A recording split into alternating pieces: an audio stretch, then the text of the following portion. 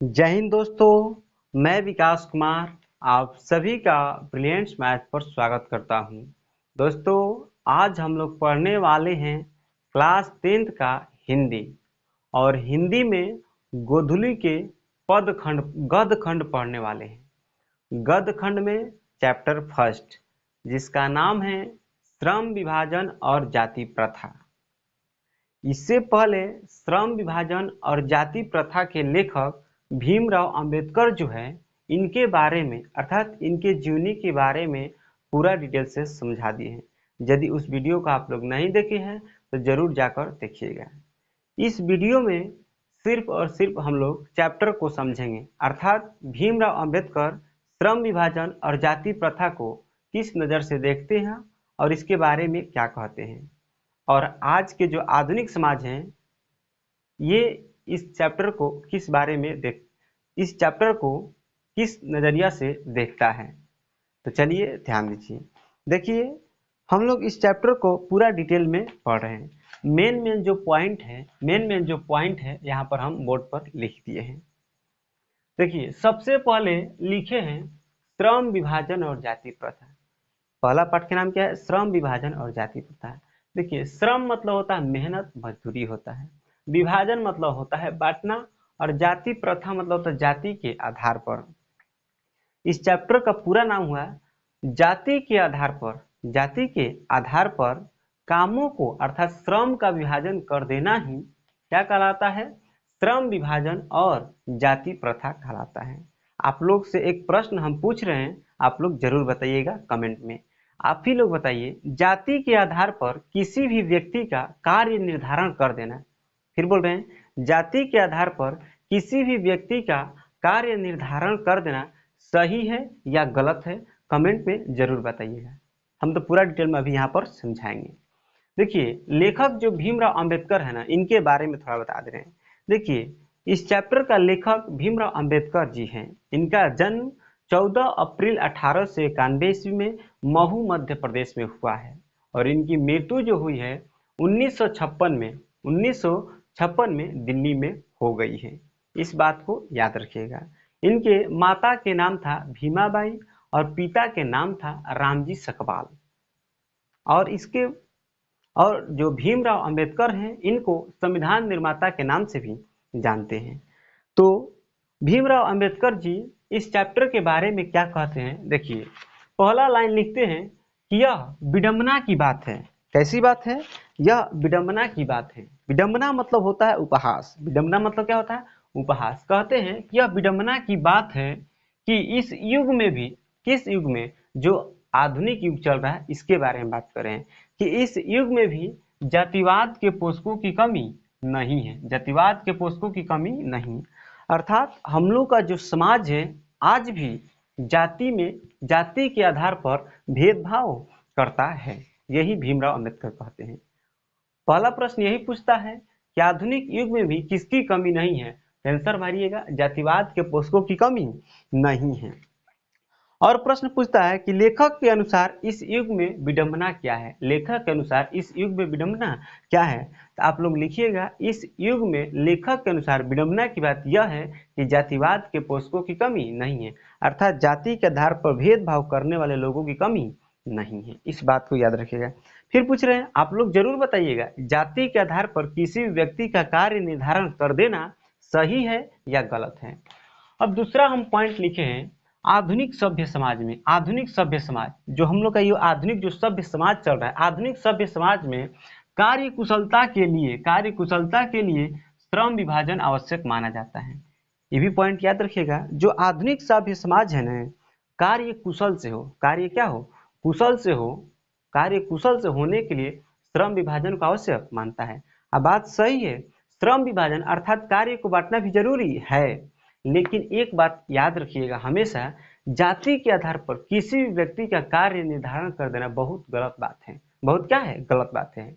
क्यों गलत बात है? क्योंकि मान लीजिए हम जादव जी हैं, कोई मुझसे नीच कास्ट में है, जो SC ST में, हम कहें कि हम ही सिर्फ पढ़ाएंगे, आपको पढ़ाने का कोई अधिकार नहीं है, आपका यही काम है, आप यही काम कीजिए। बताइए उसको कितना बुरा लगेगा? और वही काम करने के लिए क्या हो जाए, उसी पेशा में वो बन जाएगा, और उसके पास क्षमता है मेरे से भी ऊपर काम करने का। लेकिन वो अपने जाति के कारण ही वो नीच काम करने लगेगा, उसी काम में बन जाएगा। समझ रहे हैं ना? तो आप ही लोग बताइए, ये सही बात है कि गलत बात है? मेरे हिसाब से तो सरासर गलत बात है। जाति के आधार पर किसी भी व्यक्ति के काम को नहीं बांटना चाहिए। हाँ, हर जाति का अपना अपना एगो पेशा होता है, पैतृक पेशा होता है, लेकिन उसी पेशा के आधार पर उसको उसी काम में बांधने के लिए मजबूर कर दिया जाए कि तुम इस जाति को यही काम करना है, ये गलत बात है। हाँ, कार्य कुशलता के लिए श्रम विभाजन भी आवश्यक है। अगर काम नहीं बटाएगा तो फिर काम नहीं हो पाएगा, कार्य कुशलता से नहीं हो पाएगा, अच्छा से नहीं हो पाएगा। तो यहाँ से याद रखिएगा, ऑब्जेक्टिव प्रश्न पूछता है कि कार्य कुशलता के लिए क्या आवश्यक है, तो आंसर मारिएगा श्रम विभाजन आवश्यक है। याद रहेगा ना? अब देखिए यहाँ पर भीमराव अंबेडकर जी कहते हैं कि जाति प्रथा श्रमिकों का अस्वाभाविक विभाजन करती है। इसका मतलब यह हुआ कि जाति के आधार पर किसी भी व्यक्ति का काम बांट देंगे और काम बांट देंगे। मान लीजिए वो बहुत पढ़ा लिखा इंसान है और उसका जाति थोड़ा नीच कास्ट के मान लीजिए वो क्या है, बार्बर है, नाई है, क्या है, बार्बर है, क्या है, नाई है, और पढ़ लिख के बहुत मतलब बहुत बहुत उसके पास ज्ञान है। बताइए वो काम करने गया है, उसको उस काम में मन नहीं लग रहा है, और जाति के आधार पर मजबूरी में उसको काम कर रहा है। तो बताइए ये वो जो काम कर रहा है उसके स्वभाव अर्थात मन के अनुसार काम है कि नहीं है? तो आप लोग भी समझ में आ रहा होगा कि उसके मन के अनुसार काम नहीं मिला है, तो कैसा विभाजन है? अस्वाभाविक विभाजन है। अस्वाभाविक विभाजन है। देखिए यहाँ पर अस्वाभाविक विभाजन के मतलब होता है कि उसके मन के अनुसार काम नहीं मिलना। फिर बोल रहे हैं, भीमराव अंबेडकर जी कहते हैं कि जाति प्रथा श्रमिकों का अस्वाभाविक विभाजन करता है, अर्थात जाति के आधार पर किसी व्यक्ति का, जैसे मान लीजिए मोची है जो जूता सीता है उसको क्या कहते हैं? मोची कहते हैं। तो उसका कास्ट जो है ना मोची है और उसका पैतृक पेशा क्या है? जूता सीना है, लेकिन वो पढ़ लिख लिया है, ठीक ना, पढ़ लिख लिया है और उसको कहिए जूता सीजिए, उसका मन लगेगा वहां पर? नहीं लगेगा। लेकिन जाति प्रथा के आधार पर उसको क्या करना पड़ेगा? काम करना पड़ेगा। तो क्या है? अस्वाभाविक विभाजन। उसके मन के अनुसार काम नहीं मिलना है, क्या है? अस्वाभाविक विभाजन है। तो जाति प्रथा श्रमिकों का क्या करती है? अस्वाभाविक विभाजन करती है। इस बात को याद रखिएगा। तथा ऊंच नीच भी करार देती है। हम लोग आधुनिक समाज में अभी भी देखिएगा ना, जाति के आधार पर लोग ऊंच नीच करते रहते हैं, ये मेरा कास्ट बड़ा है, तुम्हारा कास्ट छोटा है, ये है वो है, बहुत सारा करते रहते हैं। बहुत लोग तो धर्म के आधार पर भी भेदभाव कर रहे हैं। लेकिन एक बात याद रखिएगा, हम लोग इंडिया में रह रहे हैं, अर्थात भारत में। आप भारत में लोकतंत्र है, लोकतंत्र कभी भी हम लोग को अलाउ नहीं करता है किसी भी धर्म को नीचा दिखाना। इस बात को याद रखिएगा। लेकिन फिर भी हम लोग के समाज में लोग कर रहे हैं, सरासर ये गलत बात है बच्चों। ठीक है, आप लोग कभी भी इस बात को याद रखिए, कभी भी ऊंच नीच कास्ट में मत कीजिएगा, ठीक ना, कभी मत दिखाइएगा। आगे ध्यान दीजिए, यहाँ पर लिखे हैं कि फिर जो विश्व के किसी भी देश में नहीं है। देखिए ये जो जाति प्रथा है ना, देखिए जाति प्रथा जो है जाति प्रथा जो है जाति प्रथा जो है क्या है? जाति प्रथा जो है ना, सिर्फ और सिर्फ हम लोग का देश, हम लोग का कंट्री अर्थात भारत में ही है, ठीक ना, दूसरे कंट्री में नहीं है। विश्व के किसी भी देश में जाति प्रथा नहीं है। आज जाति प्रथा बहुत खत्म है, ठीक ना, जाति प्रथा नहीं होना चाहिए, क्योंकि जाति प्रथा समाज में ऊंच नीच करार देती है, ऊंचा नीचा दिखाते रहती है। और भीमराव अंबेडकर इनको बहुत सताया गया था, ये भी नीच कास्ट थे, बहुत इनको पढ़ने ना दिया जा रहा था, बेंच से हटा दिया था, बेंच पर बैठ के बाहर देखकर पढ़ते थे, बहुत सताया गया था इनको। कल से अगर कोई पानी भर लेता था SC ST में, तो कल को धोकर फिर से पानी भराया जाता था। समझ रहे हैं ना? देखिए, तो इस चैप्टर जो लिखे हैं ना, श्रम विभाजन और जाति प्रथा, भीमराव अंबेडकर ही लिखे हैं। इसीलिए ये समझा रहे हैं, कौन समझा रहे हैं? डॉक्टर भीमराव अंबेडकर। देखिए लास्ट में कहेंगे कि हम लोग का जो आदर्श समाज, बढ़िया समाज होगा, उसमें क्या होना चाहिए? स्वतंत्रता होना चाहिए, समता होना चाहिए, और क्या होना चाहिए? भ्रातृत्व होना चाहिए। आदर्श समाज के मतलब क्या होना चाहिए? जो बढ़िया समाज होता है उसमें क्या होना चाहिए? स्वतंत्रता। हर व्यक्ति को अपने अपने मन के अनुसार क्या होना चाहिए? स्वतंत्रता होनी चाहिए। कोई भी पेशा चुनने के लिए वो क्या हो? स्वतंत्र हो। समता मतलब सबको बराबर नजरिए से देखा जाए। और भ्रातृत्व तो मतलब होता है भाईचारा के नाता हो। भ्रातृत्व का मतलब क्या होता है? भाईचारा के नाता हो। कौन बताते हैं? बाबा साहब भीमराव अंबेडकर बताते हैं। कैसा समाज के लिए? तो एकदम आदर्श समाज, बढ़िया समाज के निर्माण के लिए बताते हैं। आई होप कि आप लोग यहाँ तक कंप्लीट समझ में आया होगा। अब देखिए यहाँ पर लिखा गया है कि जाति प्रथा स्वाभाविक विभाजन नहीं है क्योंकि यह मनुष्य की रुचि पर आधारित नहीं है। परीक्षा में डायरेक्ट पूछता है कि जाति प्रथा स्वाभाविक विभाजन क्यों नहीं है। आप लोग चुपचाप लिखिएगा, जाति प्रथा स्वाभाविक विभाजन इसलिए नहीं है क्योंकि यह जो जाति प्रथा होता है ना, मनुष्य की रुचि पर अर्थात उसके मन पर आधारित नहीं होता है। कोई भी व्यक्ति है, अगर उसके जाति के आधार पर कार्य निर्धारण किया जाएगा, क्या वो अपने मन से काम कर रहा है? नहीं, वो अपने जाति के आधार पर काम कर रहा है। समझ रहे हैं ना? उसका मन है कुछ और काम करना, लेकिन जाति के कारण ही उस काम में काम करने के लिए क्या होता है, बाध्य हो जाता है। इसीलिए कहा गया है कि जाति प्रथा जो है स्वाभाविक विभाजन नहीं है क्योंकि यह मनुष्य की रुचि पर आधारित होता है। आई होप कि ये लाइन आपको समझ में आया होगा। फिर नीचे लिखे हैं कुशल व्यक्ति। कुशल व्यक्ति या सक्षम श्रमिक। श्रमिक मतलब होता है मजदूर, कुशल मतलब होता है बढ़िया। कुशल मतलब क्या होता है, बढ़िया।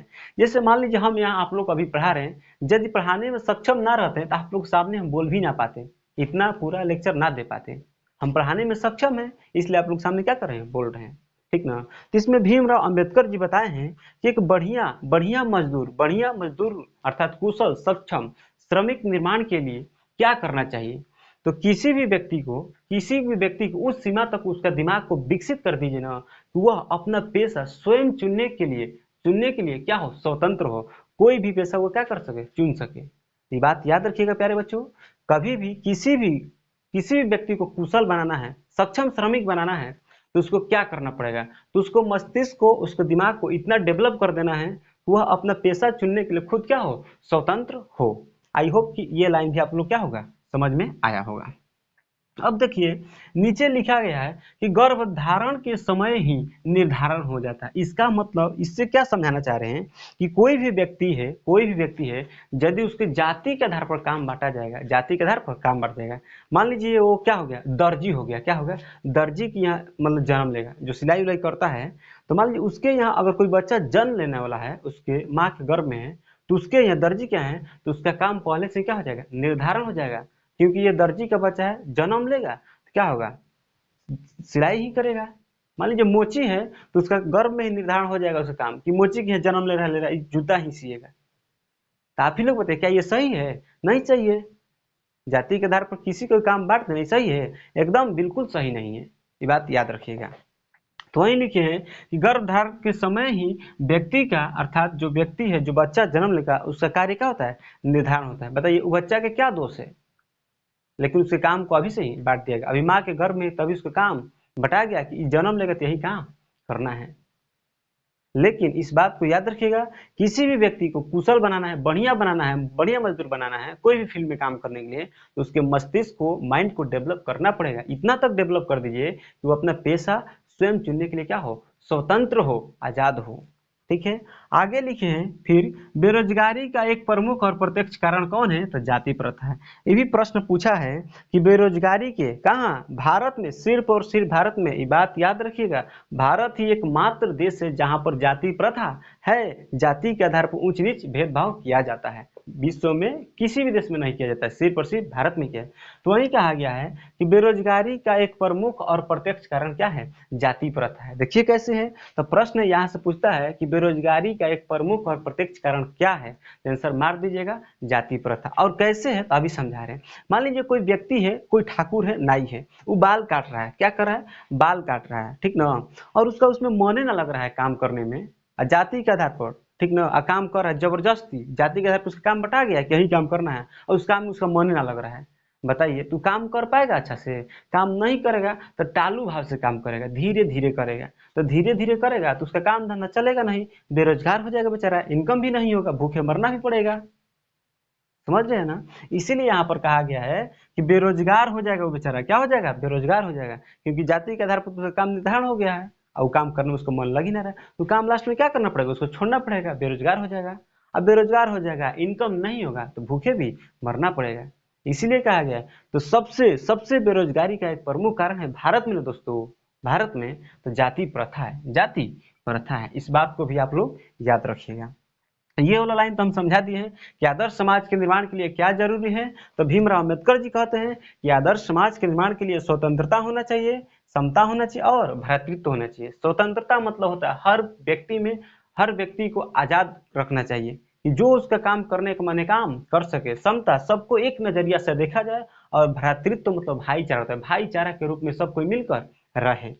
नीचे लिखा है कि भाईचारे का वास्तविक रूप जो होता है ना, दूध और पानी के मिश्रण की तरह होना चाहिए। हमारे बाबा साहब भीमराव अंबेडकर कहते हैं कि हमारे समाज में भाईचारा का नाता किस तरह से होना चाहिए, तो आंसर मारिएगा दूध और पानी के मिश्रण की तरह होना चाहिए। दूध और एक तरफ लेंगे पानी, दोनों को आपस में मिला देंगे, कभी आपको समझ में नहीं है कितना दूध है कितना पानी है। हमारे बाबा साहब भीमराव यही करते हैं, कहते हैं कि हमारे समाज में भाईचारा जो होता है ना, भाईचारा का वास्तविक रूप कैसा होना चाहिए, तो दूध और पानी के मिश्रण के जैसा होना चाहिए। ये प्रश्न बहुत बार पूछा है ऑब्जेक्टिव में। यहाँ पर लिखा गया है लोकतंत्र लिखे हैं, तो लोकतंत्र का मतलब अभी समझा भी दिए हैं। लोकतंत्र के मतलब होता है लोगों का शासन, लोक मतलब लोक, तंत्र मतलब शासन, यानी कि लोकतंत्र में किसी एक व्यक्ति के शासन नहीं होता है, उस देश के हर नागरिक शासन करता है अपने देश में। और लोकतंत्र हम लोग को कभी भी जाति प्रथा या धर्म के आधार पर भेदभाव करने की अनुमति नहीं देता है, लेकिन हम लोग फिर भी आधुनिक सभ्य समाज में फिर भी क्या करते हैं, कर देते हैं, धर्म के आधार पर करते हैं, जाति, लेकिन सारा गलत है। रियल में एक जो शिक्षित इंसान होता है कभी भी किसी के साथ भेदभाव जाति के आधार पर और धर्म के आधार पर नहीं करेगा, कभी भी नहीं करेगा। चलिए, आई होप कि आप लोग पूरा ये कंप्लीट समझ में आया होगा।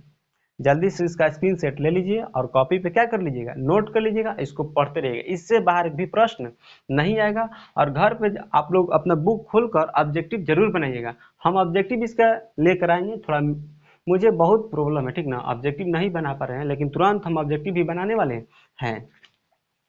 चलिए ठीक है, फिर मिलते हैं नेक्स्ट वीडियो में, तब तक के लिए इतना ही, जय हिंद।